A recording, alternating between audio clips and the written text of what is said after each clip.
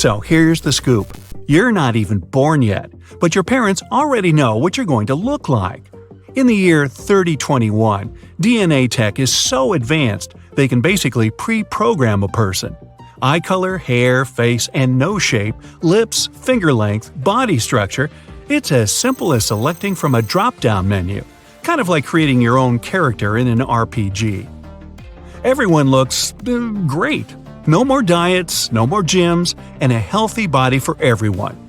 All it takes is a little gene modification and a special liquid full of a couple of million nanobots. Bioengineering and medtech allow people to change their bodies and minds whenever they want. Improved hearing? Done. Now you can hear a fly rub its paws together from the other side of the room. Not that you'd want to. Nanor Robots can turn your eyes into binoculars with 100 times zoom. From your 160th floor apartment, you can read the nutrition info on that wrapper lying on the ground. You've got to get a life, pal. Want to fall out of a window and land unharmed? Nanor Robots can make it happen. Millions of tiny robots can be sent to cover your bones and muscles if you want to lift a car with one hand. Superheroes aren't really a big thing anymore. Anyone can get superpowers in 3021. And say goodbye to spending years learning a new profession. You don't need to go to college to find a good job. Just download all the skills and knowledge you need. Medical nanorobots can get into your brain and improve your mood.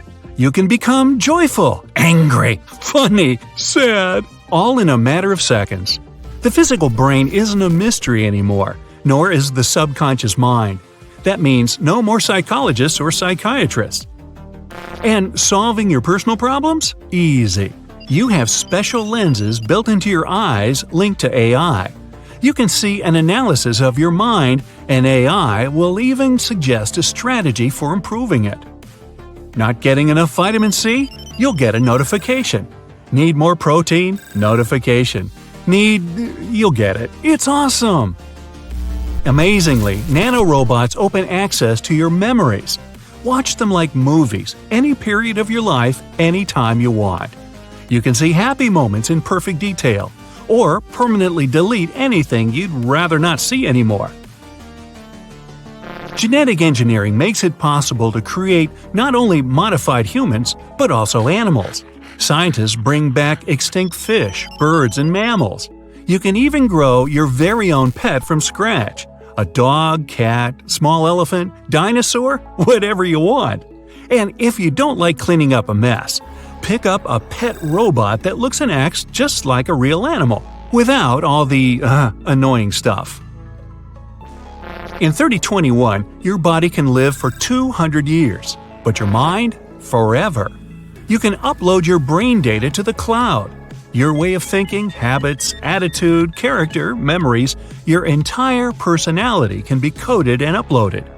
You can encode your mind now and download it into a new, modified body, say after you hit your 189th birthday. And this new body doesn't need food or water, only energy. In the future, no one goes hungry. People travel around the galaxy in style. You can upload your consciousness to a computer and beam it over to your other biomechanical body that you had shipped to another planet. If you've got enough money, you can buy several bodies and scatter them in different parts of the galaxy. Then, on your day off, you can teleport your mind to another planet just to get a bit of peace and quiet. If you want to unload your consciousness and download it again in a few hundred years, you've got a choice to make. Be in a 100-year-long dream, or spend the time flying around in an infinite network. You can even put your mind on the internet and do whatever you want. Some people even choose to live inside the web just for a year or two. Matrix, anyone? People have learned to change their surroundings with the help of utility fogs. Imagine a robot the size of a human cell. This robot has several limbs, can change color, temperature, and can connect with other tiny robots. Utility fogs are just trillions of these little guys. They cling to each other and can create any object you want, or they can turn into a sort of hologram, perfect for video calls. The fog can take on any shape. It can be a cup, a painting, a car, a bigger robot, just not anything living. But just because it's the future doesn't mean everyone gets to have fun. This fog tech is crazy expensive. The fogs can create buildings. You can wake up in your beautiful house, go to work, and the house gets automatically folded up and transformed into a small suitcase. Hey there, George Jetson! You can travel around the galaxy with it and transform it into any home you want. Suddenly feel like having a bigger kitchen, different furniture, a rooftop pool, a slide from your bedroom to the kitchen? No problem. And inside your house, things are way different. You don't have to clean up anymore. Dust, dirt, and grime are all taken care of by Nanor Robots. You're watching a sad movie, crying, going to town on a Kleenex. Then you just toss the used tissue over your shoulder. Right where it lands, your utility fog turns into a small trash can with wheels. It zips over to the kitchen, dumps out the Kleenex, and poof, it disappears. What about an after-movie snack? For centuries, pizza drones have been flying through the streets. At one point, it got a bit ridiculous. There were too many of them. They started crashing into each other and into passing birds. Now, you just order a sandwich or pasta through your special lenses, and the food gets 3D printed. When resources on planet Earth began to run out, people colonized the Moon and Mars. Then, the big breakthrough – a thermonuclear engine, capable of transmigranuclear flabba. Hey, let's just call it a teleporting device. People sent AI robots over to build cities, roads, electrical grids, and water filtration plants. Then, people began to move there permanently. Everyone born on Mars or the Moon was different from us Earthlings. Mars, for example, gets less sunlight than Earth, so Martians have wider pupils. That means if they ever come back to Earth, they'd basically have night vision. But Martians, and people on the Moon, lunatics? Have weaker bones. Luckily, they have those handy nanorobots to help them. But with these new discoveries come new risks and dangers. Uploading your consciousness can go horribly wrong. You risk facing virtual viruses that can imprison you in a virtual cage. Many attackers use programs that can erase your mind, just like a plain old file on your desktop. Those nanorobots, they can still be defective sometimes, and instead of upgrading your body, not great. Moving to other planets is crazy risky. We sometimes have to abandon cities on Mars because there's suddenly a 300-year-long dust storm. And space travel, sorry to tell you, never stops being dangerous. Even in 3021, there are loads of forces in the universe that scientists still don't understand. Say you buy a modified robo-body and send it to a beautiful new Martian city. You're on Earth, and you upload your consciousness to a computer and send it on over to the new body. The weather is perfect, the sunsets are epic. Suddenly, a huge asteroid smashes into your house.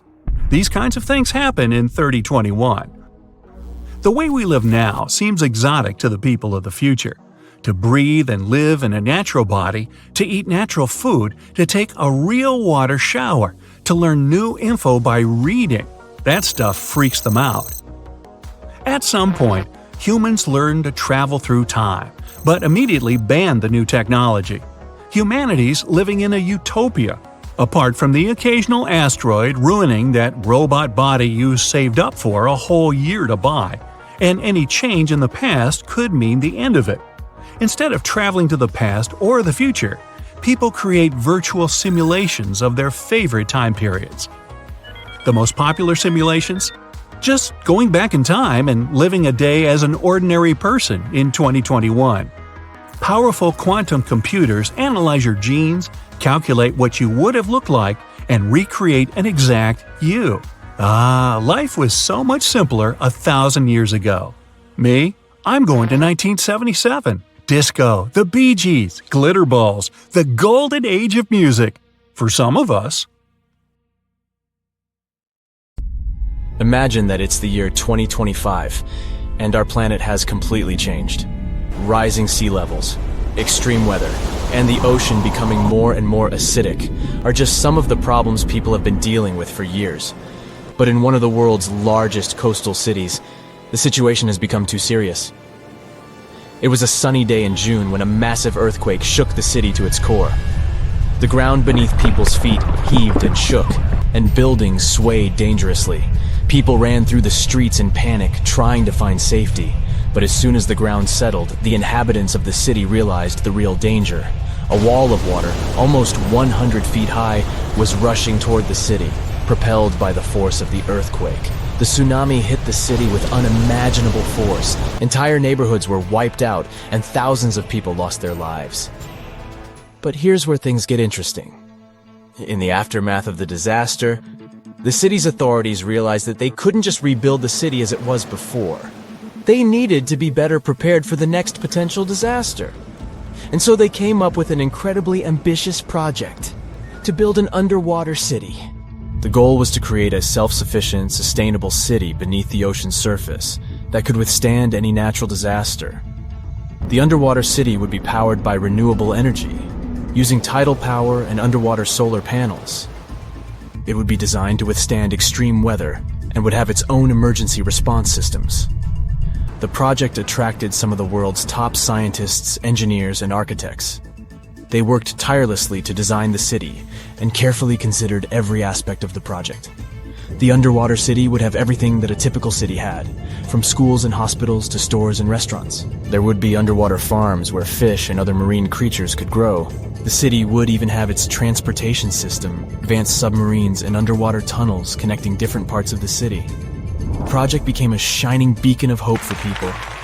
It showed that even in the face of disaster, we could come together to create something amazing. But as time went on, the project no longer seemed so perfect. The cost of the project turned out to be higher than planned. There were also concerns about how long such a project would exist. After all, the ocean is very unpredictable. And still, the team of scientists and engineers never gave up. After years of trial and error, they finally created the perfect underwater city, a marvel of engineering, a self-contained ecosystem that could sustain people indefinitely. The buildings were constructed from a material that could withstand the immense pressure at the bottom of the ocean, and the city itself was powered by a network of advanced hydroelectric turbines. It wasn't long before the first wave of colonists arrived at the underwater city. There were different people in this group, and each of them had their own reasons for choosing to live in this new world beneath the waves. Some were adventurers seeking a new world to explore, while others were hoping to escape natural disasters raging on dry land. But despite their differences, all these people shared a common goal: to build a new society, one that was in harmony with the natural world. The underwater city flourished, and new discoveries were made every day.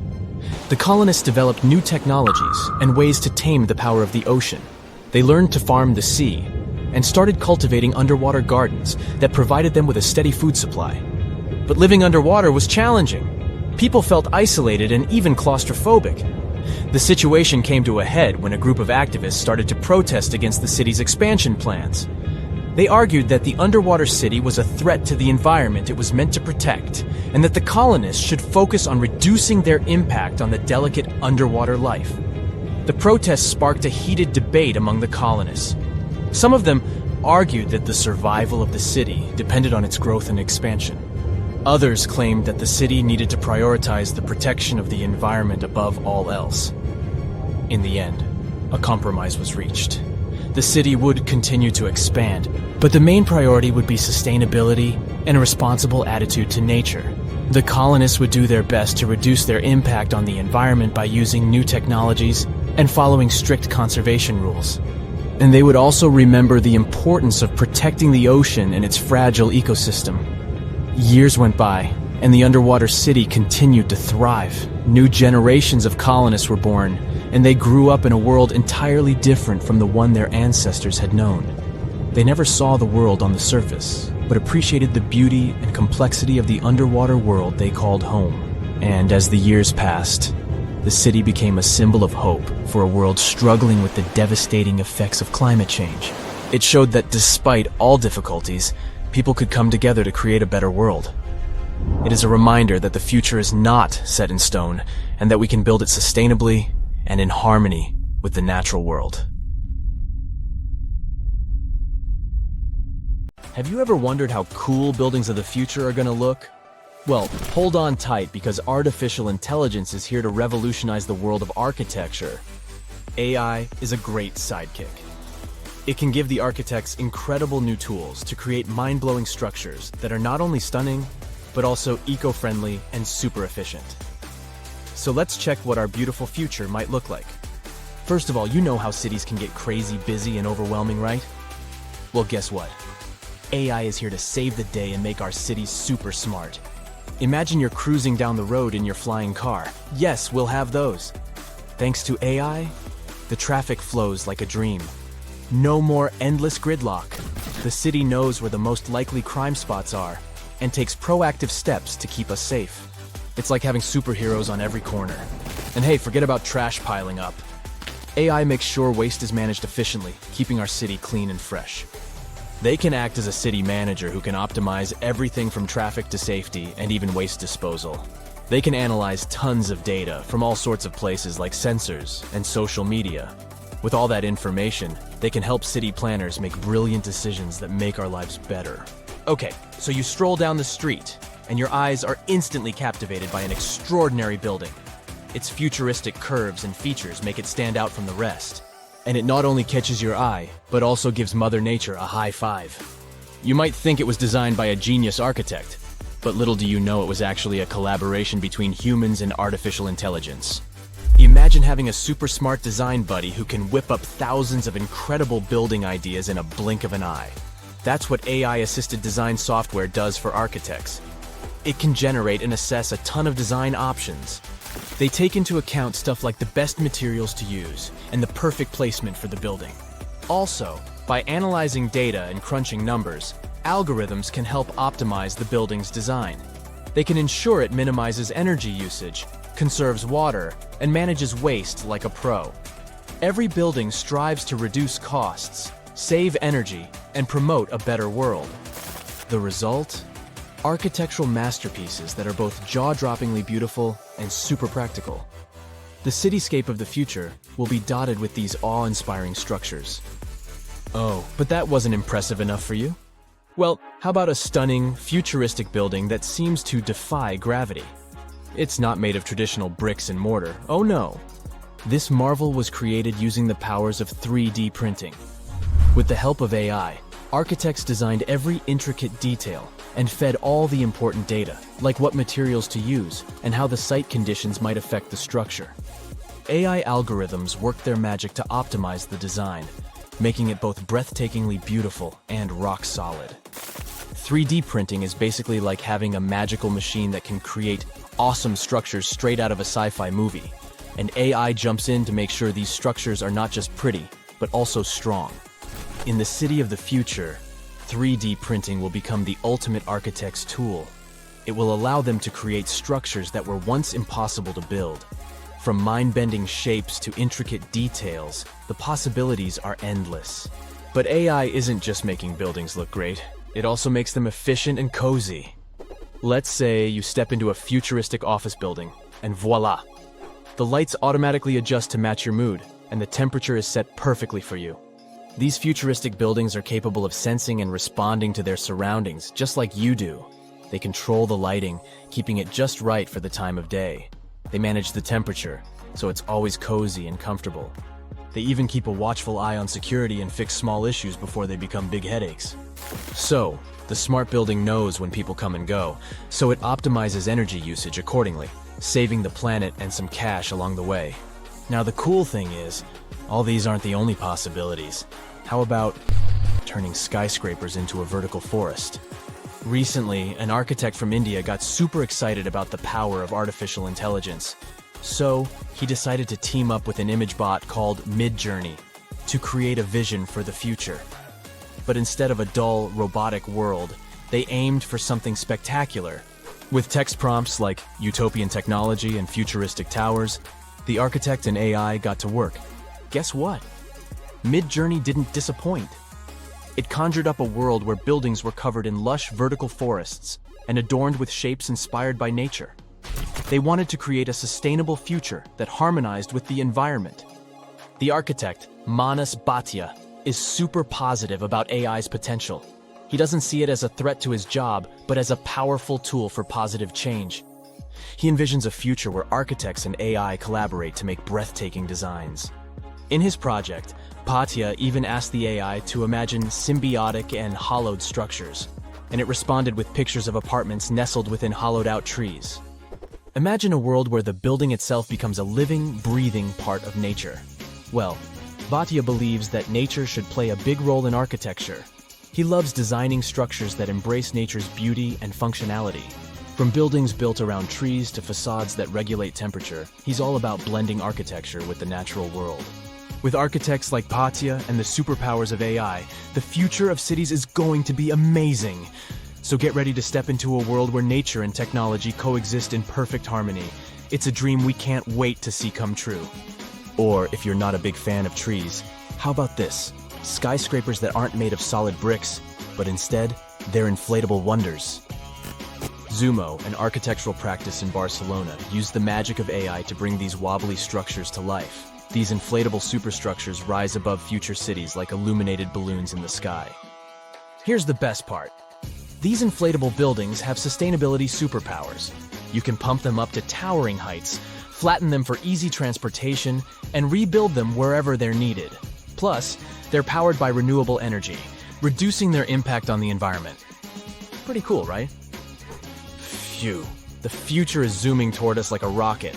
Artificial intelligence can become the secret sauce that makes architects' work extra special. But hey, with great power comes great responsibility. We need to use AI wisely and ethically. For now, we don't have to worry about machines replacing architects.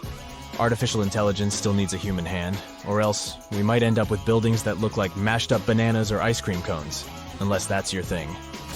In addition, humans have one important advantage. They, well, are humans. We need to keep in mind that artificial intelligence doesn't have emotional intelligence. It's a brainy genius, but it can't fully understand the feelings and vibes we humans crave in our spaces. So, we must remember to infuse our designs with that human touch, those warm and fuzzy elements that make us go, "Ah, I feel right at home." And let's not forget that AI is still learning. It's basically just taking its first steps, and we need to be patient and give it time to grow. Rushing things too quickly could lead to wonky designs or buildings that look like a jumbled puzzle. This might look cool if you like avant-garde architecture, but for regular folk, no thanks. So, as the future unfolds at warp speed, let's embrace the wonders of AI in architecture. But let's also remember to balance its brilliance with our own human touch. Together, we can create a future where buildings are not just functional, but also filled with heart and soul. It's an adventure that's out of this world. You're standing on the roof of a control tower at the airport. You see a huge plane coming in for a landing. It's whizzing over your head, but all you hear is the wind whistling. The first sound the plane makes is the scraping of the tires against the asphalt. That's because this giant airplane runs on electricity. It doesn't need to burn tons of fuel. And it doesn't attract the attention of passersby with its noise as it flies over the city. But engineers predict that all-electric airplanes won't appear for another couple of decades. For now, the Dreamliner 787, which can carry 310 passengers and emits no pollution, remains a sweet dream for designers. Let's jump back in time to 140 years ago. In 1883, a French aviation enthusiast made the first ever electric-powered flight. He installed an electric engine on the dirigible. The problem was that the engine weighed as much as a big motorcycle. So, the dirigible couldn't fly long distances and lift many passengers. Okay, back to our time. The problem of heavy engines and batteries remains unsolved. 1 pound of regular airplane fuel contains 60 times more energy than 1 pound of even the most advanced battery. So, we'd have to increase the airplane's tank by 60 times and fill it with batteries. But now, the plane is much heavier and it can barely take off. So we have to remove a lot of necessary things from the plane, like several rows of seats, toilets, and all the drinks and snacks, so the plane loses some weight. And now, shove more batteries into all the empty places. The plane can take off now, but it can't land. The plane is designed to take off with a full tank and land with almost nothing. Otherwise, its landing gear just can't take the load and breaks when it touches the ground. So, if the plane needs to make an emergency landing right after takeoff, it'll have to circle over the airport until it's burned enough fuel. It's allowed to land only when it reaches a certain weight. But in the case of batteries, the weight of the plane doesn't change during the flight. So designers had to find another solution. Let's drive this little single-engine airplane into a hangar and take out the old fuel-burning engine, exhaust system, and fuel tank. Replace them with an electric engine, which is much smaller and lighter. Pack all free spaces with batteries. The weight of the final version of the plane should remain exactly the same as the original plane. So now, it can take off and fly without any problems. But it can only do that for short distances. And that's a huge advantage of electric planes. About half of all flights in the world are under 500 miles. There's a lot of flights over distances like that, from New York to Washington, D.C., or from Detroit to Toronto. It's less than 200 miles. And there are huge passenger planes flying on those flights. They take off, gain altitude, and then immediately land. Using these gas burners at such short distances is like putting a huge freight elevator in a 2-story house. It's not profitable and it doesn't make sense. All the conventional airplanes in the world emit about 1 billion tons of CO2 a year. So we can reduce the amount of damage to the environment by half by using electric planes. Many designers are trying to convert some planes into electric ones. For example, the Cessna 208B E-Caravan. The normally 9-seat passenger plane now uses an electric engine. As of 2020, it's undergoing certification. This means that every bolt and wire on the plane is tested for safety. This process could take years. ES-19 is an all-electric 4-engine airplane. The aluminum hull makes it extremely light. Although the price per unit is about $8.8 million, its maintenance costs are 90% less than regular airplanes. And electric power for the plane itself is 50 to 75% cheaper than standard fuel. It'll be able to cover distances of about 220 miles. It's great for traveling in Europe or between remote islands. And it can use runways no longer than 2,500 feet. Given that these planes are practically silent, airports could be built close to city centers. This would cut travel time almost in half. Eviation Alice has taken another step into the future. This 9-seat plane is made almost entirely of composite materials and powered by 3 engines. The inverted boat shape and V-shaped tail make its aerodynamics perfect. It has the length of a school bus and the wingspan as wide as a basketball court. Its maximum takeoff weight is like 2 SUVs. 60% of that weight is batteries. This gives it the ability to fly distances of about 620 miles. That's more than the distance from New York to Detroit. The best thing about the Eviation Alice is the economy. Flying 9 passengers and 2 crew at top speed will cost about $200 an hour. For conventional planes of the same class, like Cessna and Beechcraft, that number would be about 5 times bigger. The problem of short-range flights can be solved by a network of abandoned airports in the United States. There are about 2,000 of them and 5,000 public airports. Each of them can be equipped with a charging station, just like a gas station. A half hour at a charging station for Alice would be equal to 1 hour of flying in the air. So while passengers are getting off and on and their luggage is being loaded, the plane can build up enough energy to fly. So, small planes are good as an air taxi or private jet. But you need at least 20 Eviation Alice planes to replace a full-fledged Boeing 737 with 180 passengers. The price for one electric bird is $4 million. So that's $80 million versus $100 million for one Boeing. So the Alice wins again. Zunum Aero tried to build an electric plane that could carry 50 passengers. The company first went for a 12-seat ZA-10 airplane. It was a hybrid powered by the combined work of traditional and electric engines. Engineers relied on evolving batteries and predicted that their plane would be able to travel 1,000 miles. So it could fly from LA to Seattle on a single charge. And it would only have to cost $500,000 more than Alice. The big 50-seat plane should have worked on the same principle. But the company lost funding before they could introduce the finished plane.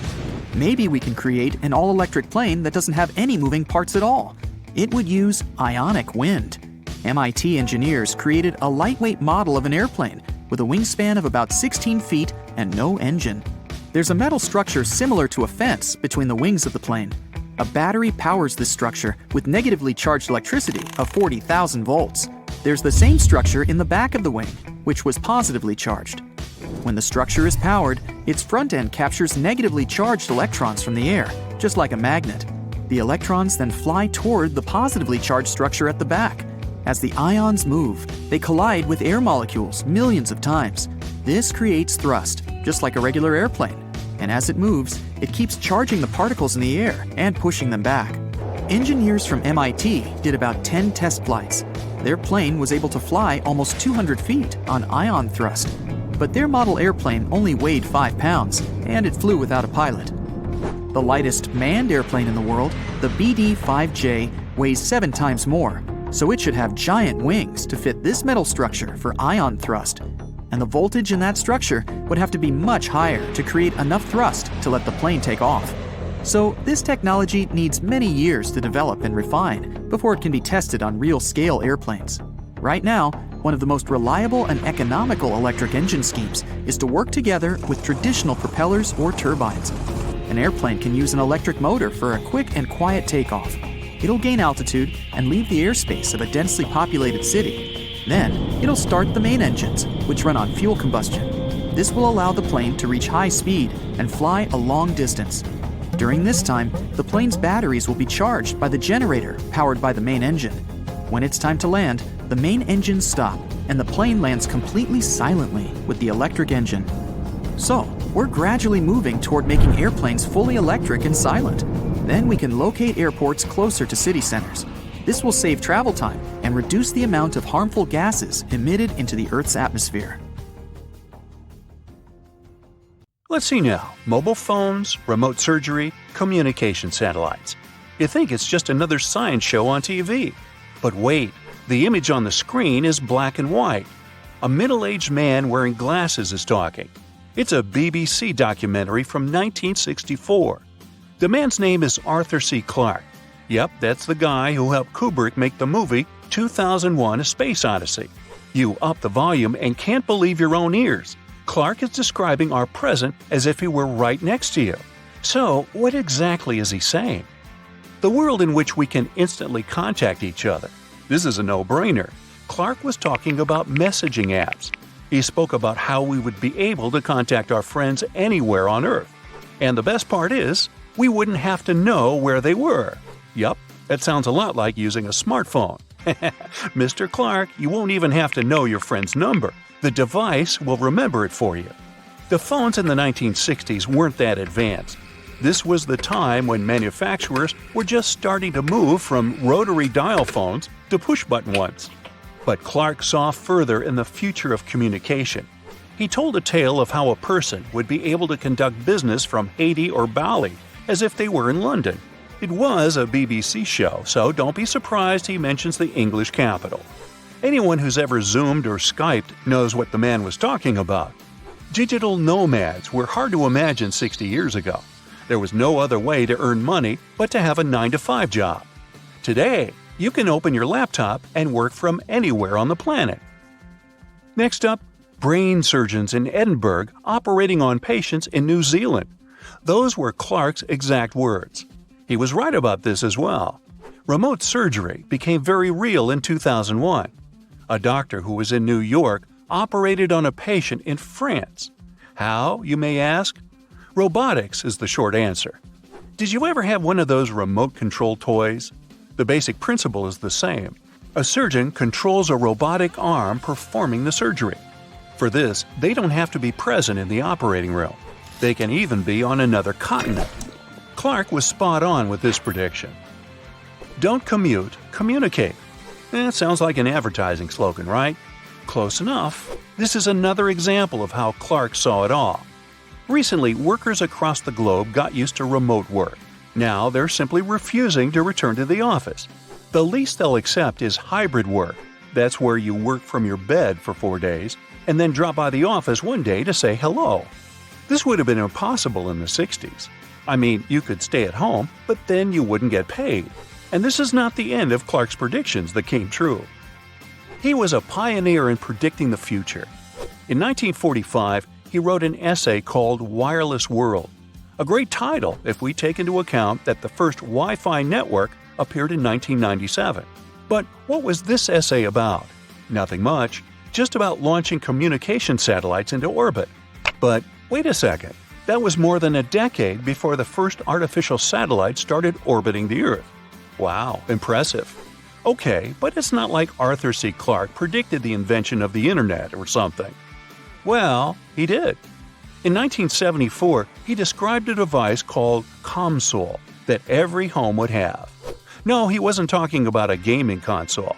This console would have a TV screen and a typewriter keyboard, and people would get information from it. Isn't this a desktop computer? Of course it is, but explained in the 70s terms. Clarke could have also added the mouse as well. I mean, he got everything else right. He also predicted what this console/PC would be used for: getting bank statements, booking theater tickets, and browsing the news. This is exactly what we use computers and smartphones for today. And how do we do it? Google search. Arthur Clarke had a vision of what a search engine would look like. Is there anything this man couldn't predict? Well, he believed cities would completely disappear, but they are only getting bigger. The World Bank estimates that nearly 56% of the world's population lives in cities today. This figure will only increase in the future. Sorry, Mr. Clarke, that was a complete miss. Then there are borderline cases. The man spoke about a replicator. Sounds like a gadget from a Bugs Bunny cartoon. That's because it is. A machine that creates instant copies of everything is a bit off the charts. But, to be honest, we have 3D printers today, although they're not as sophisticated as Clarke's replicator. But who knows? This prophecy may come true in a decade or two. The British writer wasn't the only daydreamer of the period. Walter Cronkite, America's favorite TV anchor, also had a go at predicting the future. Just 3 years after Clarke's show aired on the BBC, Cronkite hosted a show called The 21st Century. The goal? To show viewers what a 21st century home would look like. And he was strangely good at it. Let's start with his vision of the living room. Full-color, big 3D television screen? Check. Console controls that operate various gadgets? Check. Music that plays from speakers at a push of a button? Check. Now, I could be wrong, but did Cronkite just describe a home entertainment system? I think so. Hungry for more? Step into the imaginary kitchen from the year 2001. The plates are made from plastic on the spot. Okay, that one was a bit off, but you can still buy disposable plates at the supermarket. That was not the case in the 60s. Also, you had to clean the house yourself back then, or hire help. Well, Cronkite and his guests hoped this would change. They spoke of small-scale robots that would accept instructions. They could even be programmed not to bump into humans while cleaning the home. And finally, these tiny robots wouldn't have to look anything like us. You're probably staring at the robot vacuum cleaner in the corner right now. Now let's talk business. The show imagined the home office with a futuristic printer. It would receive data from satellites and print our newspaper. Sounds naive enough today, but keep in mind that the first laser printer appeared half a decade after the show aired. There was also talk of a closed-circuit camera system. These intercom systems are in every home today. 60 years ago, you had to use a peephole to see who was at the door. But the most mysterious gadget Cronkite mentions is an electronic correspondence machine. They didn't explain its functions on the show, but it's possible they were referring to a smartphone. At the time, the TV remote controller was all but perfect, so this gadget seemed even more impressive. Okay, we all know what you've been waiting for. Flying cars, right? Yes, Cronkite included this prediction in his other show, this time about the 20th century.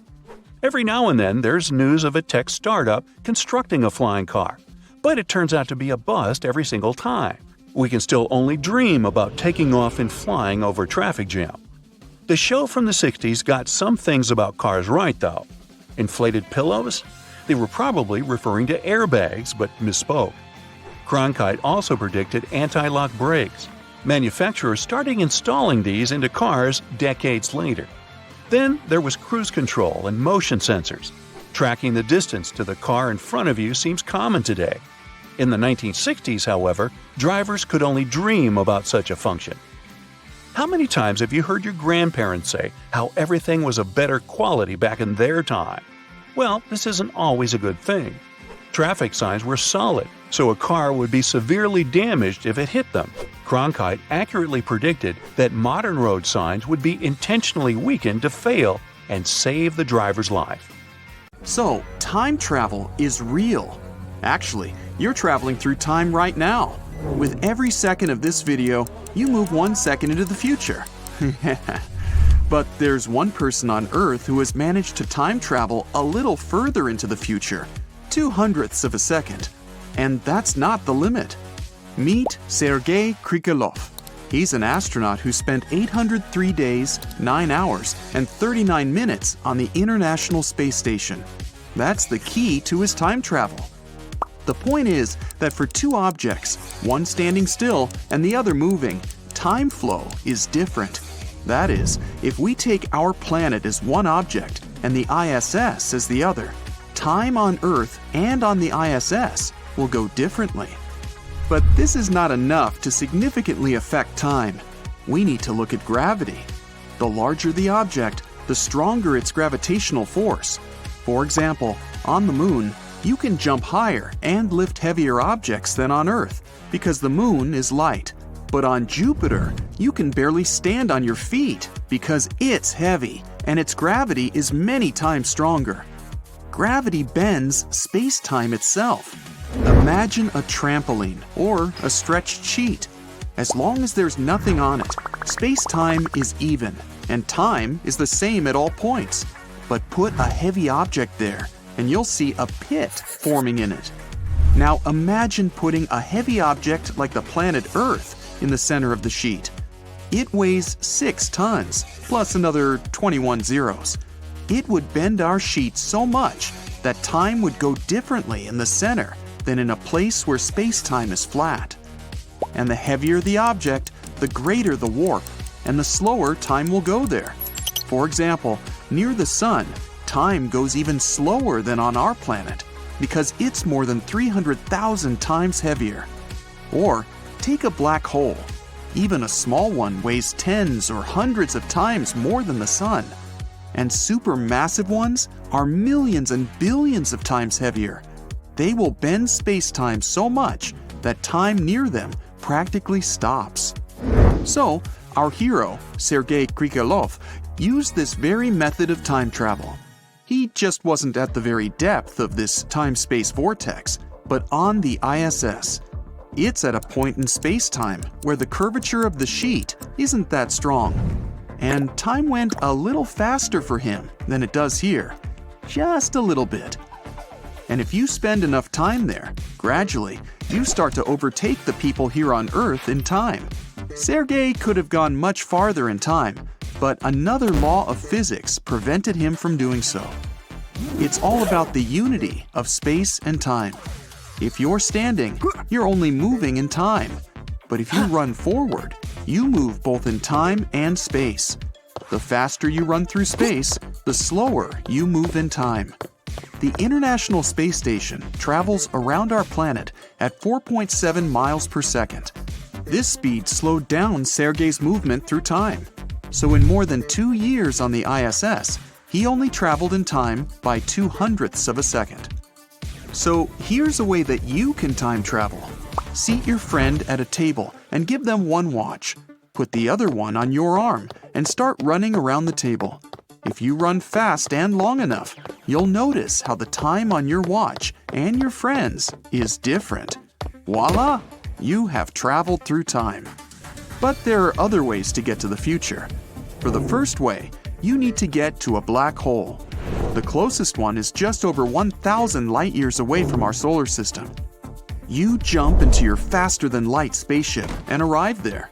You need to fly as close as possible to its center, to the very edge of the event horizon. Space-time is so warped here that 1 second can be equal to weeks or even months on Earth. So just wait here for a few minutes. Now, turn the hyperdrives back on and fly away. Of course, you have to be careful here. Black holes are so heavy that nothing can escape their gravitational force. Even light, which is the fastest thing in the universe, can't escape a black hole's embrace. But that's no problem for you, and you're already on your home planet. Wow, it's been decades on Earth while you've been away. There are flying cars, robots, and holograms everywhere. Another option is traveling at the speed of light. You and your friend are standing on the starting line at the stadium, and each of you has a stopwatch. Press start, you run at the speed of light around the Earth a few times and finish. Stop the clock. The time with which you ran your sprint is less than that of your friend who is standing still. But there's a so-called twin paradox that scientists are still racking their brains over. It's all about what to take as a reference point. If the center of the coordinate system is a person standing still, and the other is running at the speed of light, then the runner's clock will lag after the run, because they were moving not only in time, but also in space, remember? But if you take the runner as the reference point, it was the static person who was in motion relative to them. And then the static person's clock would have to be behind. So as a result of the experiment, both guys' clocks, the runner and the static guy, would show the same time. This is the twin paradox. Another way to cheat the laws of physics and stop the flow of time is to get into the plank position. Then time just stops for you. Okay, just kidding. Assuming that traveling back in time is possible, there's a whole bunch of problems and paradoxes. For example, at 12 p.m., you're engaged in building a time machine. At 12:30, you finish building it. And then, at 1 p.m., you enter it for one purpose: to prevent you from building the time machine yourself. Then you go back in time at 12:20, when the time machine is almost finished, and break one of its details so that it can't be built to start with. But if your younger version couldn't build a time machine, then there's no way that you could get to the past either, right? Or what if you did build a time machine and went back in time to your father when he was on a date with your mom? You ruin their date and they break up. In this case, your birth would have been impossible. But if you hadn't been born, you would never have built a time machine and gone back in time to ruin your daddy's date. And then nothing would have interfered with your birth. Wow, things are getting a little too complicated. Okay, there are simpler ways to travel through time. For example, biological ones. I'm talking about freezing. If you freeze your body, you will move through time with the rest of the world, but you'll be asleep the whole time. And when you wake up, you'll be in the future. By the way, animals that hibernate in winter, like bears, are time travelers. They simply skip the hungry winter seasons. But there's one problem with that. When we freeze, the water in our cells and tissues turns to ice, and as a consequence, they feel dehydrated, like in a desert. This can be avoided by using protective chemicals. But the hardest part is the awakening. Our scientists can't safely unfreeze a living organism. So, for now, freezing your body is a one-way ticket. But we have hope that scientists of the future will find a way to avoid damaging cells and tissues. Then, they'll open refrigerators with people and wake up a whole bunch of time travelers. And that's a pretty expensive adventure. Freezing an entire body can cost $200,000 or more. But many people believe that time travel is already real, and some time travelers have been caught in photographs or camera footage. For example, this photo from 1941. There are men in suits and women in elegant hats, and among them, this guy in futuristic glasses and hoodie. Or this video, where you can see a woman in the background, talking on her cell phone. Wow, that was about a century ago, and back then, no one could imagine what a cell phone was. Well, these facts can be easily explained. The man in the photo is wearing glasses that were made back in 1920, and the t-shirt and hoodie also already existed at that time. And the woman talking on the cell phone is actually holding an acousticon in her hand. It's kind of a hearing aid, one of the first of its kind. So we can say one thing for sure: time travel remains just a dream for all people. Except Sergei Krikalev, who was able to trick the laws of physics and be 0.02 of a second ahead of all the people on Earth. What do you mean by saying that there will be a little device in your pocket with all the knowledge of the world? People will be able to communicate with one another from any place on the globe at any time. And many machines will get artificial intelligence? Sorry, my friend, I can't believe this. It all sounds like a fairy tale. Perhaps that's how people from 1923 would have reacted if someone had told them how technology would change in 100 years. But how would we react if somebody from the future went back in time and told us about 2123? We don't need a time traveler to find this out because modern scientists can already predict how technology will develop in the next few decades. So let's start with the most essential thing: medicine. Research, diagnostics, treatment methods, all these will develop quickly. Doctors and chemists of the future will be doing their job along with AI assistants. They will be able to diagnose and treat diseases much faster and more efficiently. There will be nanotechnology that can cure severe health problems without surgery. Imagine millions of tiny robots getting into your body to handle all your problems. But along with this, new dangerous bacteria may appear in the world that will be difficult to cure. Nature and evolution always keep a balance. On the one hand, our medicine will defeat bad microorganisms, but on the other hand, it will only make them stronger. People will get huge health upgrades. It's possible that we will be able to defeat aging in a few decades, living for 200, 300, 500 years. All this can become a reality. Some people living today will probably regain their youth in the next 100 years. Pharmaceutical companies will create tools to improve memory and mindfulness. The most powerful machine in the world, that is, our brain, will become even stronger. Muscle and fat-burning tonics can turn a dream into reality. Imagine a device that trains your muscles while you sit on the couch and watch dinosaurs running in your yard through the window. Only it's not a window, but a TV that gives 20K image quality indistinguishable from reality. Integrating technology into human anatomy will completely change the appearance of people. How about digital tattoos or lenses with infrared vision that can change your eye color? Flash drives in your brain to store all the information from a video tutorial. Metal bones and super strong muscles.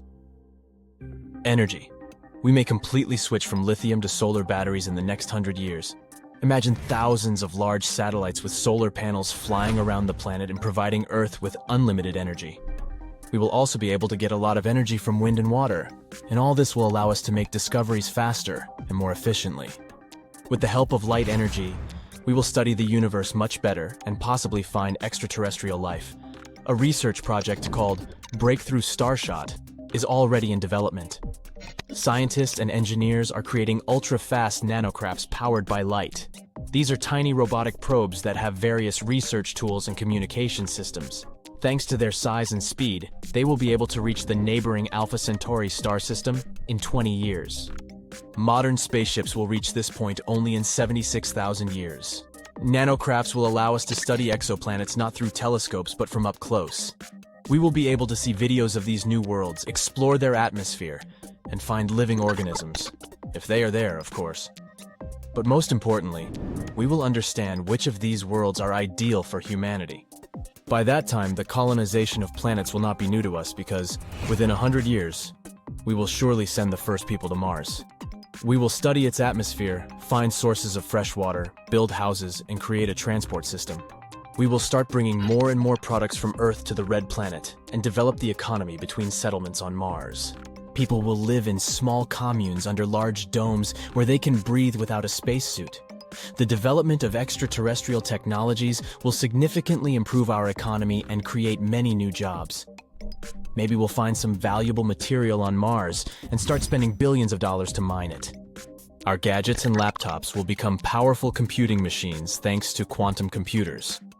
It will likely be the most profound revolution in the world of technology, even more marvelous than the invention of the internet. The internet is just a huge platform where we share information and knowledge with each other. But the quantum computer will give us more. It will be able to do things that the most powerful supercomputers today can't even come close to. Calculations for space travel, genetics, chemistry, and physics. Currently, people are building large farms to mine Bitcoin. One quantum computer may be able to do this 1,000 times faster. Combining quantum technologies and artificial intelligence will contribute to the technological singularity. This is a level of development when the speed of technological invention accelerates and progress becomes uncontrollable. People lived for several thousand years using the same technologies, and then, in the last 100+ years, everything changed. Thanks to electricity, the internal combustion engine, penicillin, and other discoveries, we could create antibiotics, cars, the internet, cameras, video games, and thousands of other things. And all this in a very short period? In a sense, this was also a technological singularity. So, quantum computers and artificial intelligence will be the next booster, like the Industrial Revolution before, thanks to which the world will begin to change every day. Virtual reality glasses will become archaic in the future. People will wear transparent lenses with a digital interface or install chips in their brains. Scientists will be able to recreate the DNA of dinosaurs and mammoths. There may be technologies for recording dreams. Predicting the development of progress after a technological singularity is quite difficult. The human brain may not adapt to these rapid changes, which can lead to serious mental problems. Today, spending many hours watching short videos on social networks puts a lot of pressure on the brain.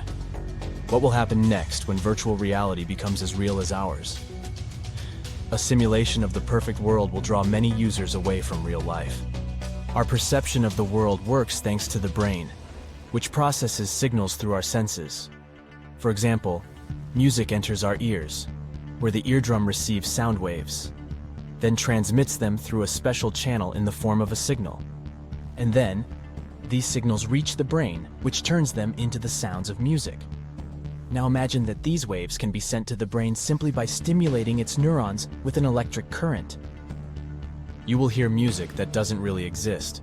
So in the future, virtual reality headsets may appear.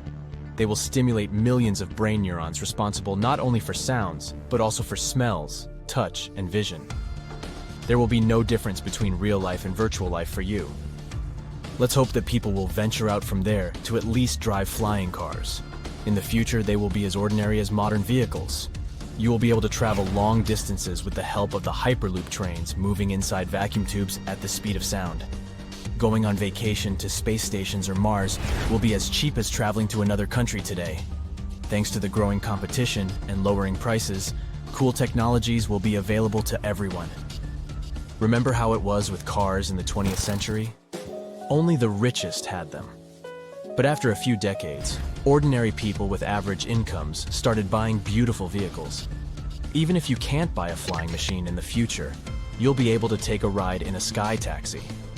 People will have to study constantly to keep up with the technologies. Not everyone will withstand this stress. Artificial intelligence will render millions of people around the world jobless. But in the end, all this will benefit us because there's no progress and development without overcoming difficulties.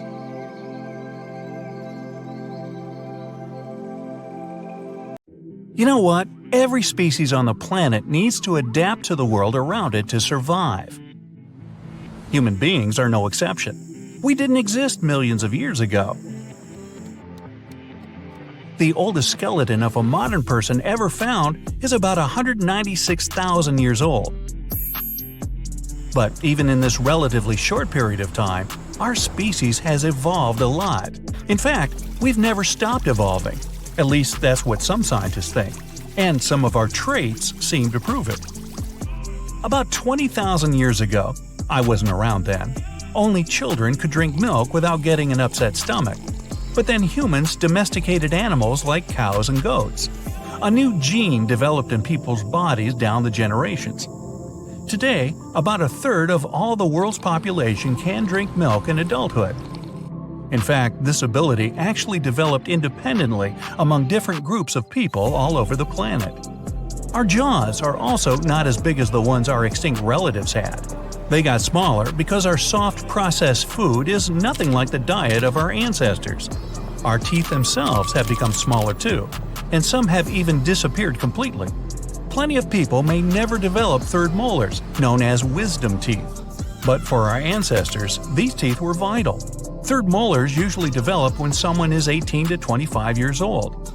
By this time, most of our ancestors' teeth had become worn out, so the third molars were possibly replacements. But some slight changes in human anatomy may have nothing to do with evolution. For example, people have generally gotten taller over the past few hundred years. The most likely cause of this is simply better nutrition, as well as access to modern medical care, and perhaps basketball. But what changes await humanity in the future? Of course, nobody can tell for sure.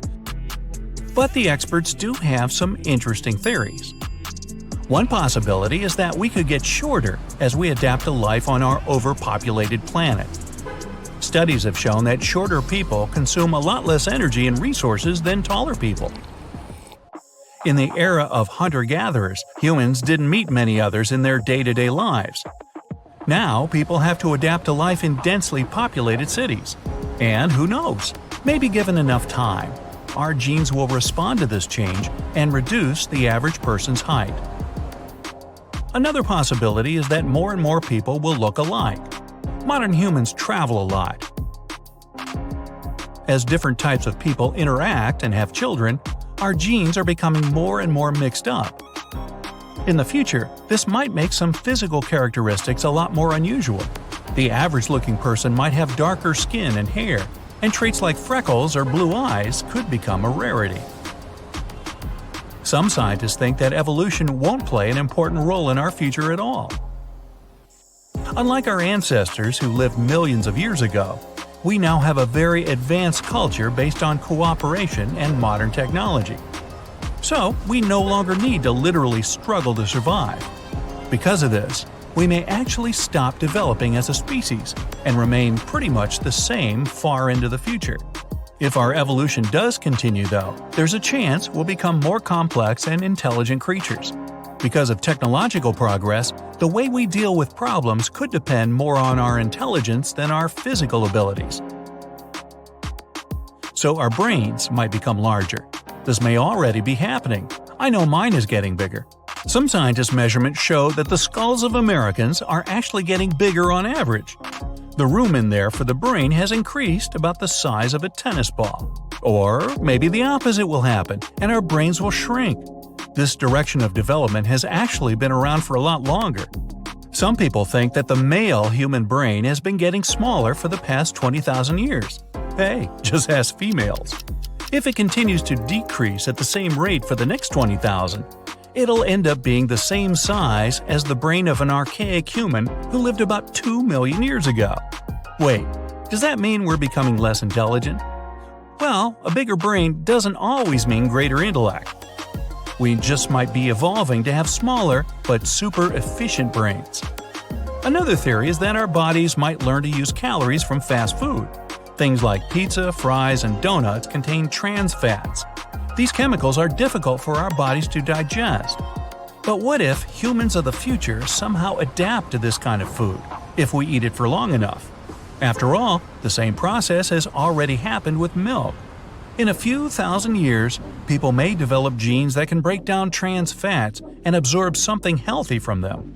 If they still enjoy eating burgers and fries, of course. Donuts. People of the future might have less hair than we do today. Hair was vital for our ancestors. It helped regulate their body temperature, keeping them warm in cold climates and cool in hot environments. Even today, we still have practically the same amount of hair as many apes do. But some scientists have pointed out that our hair is nowhere as near as important to our survival as it once was.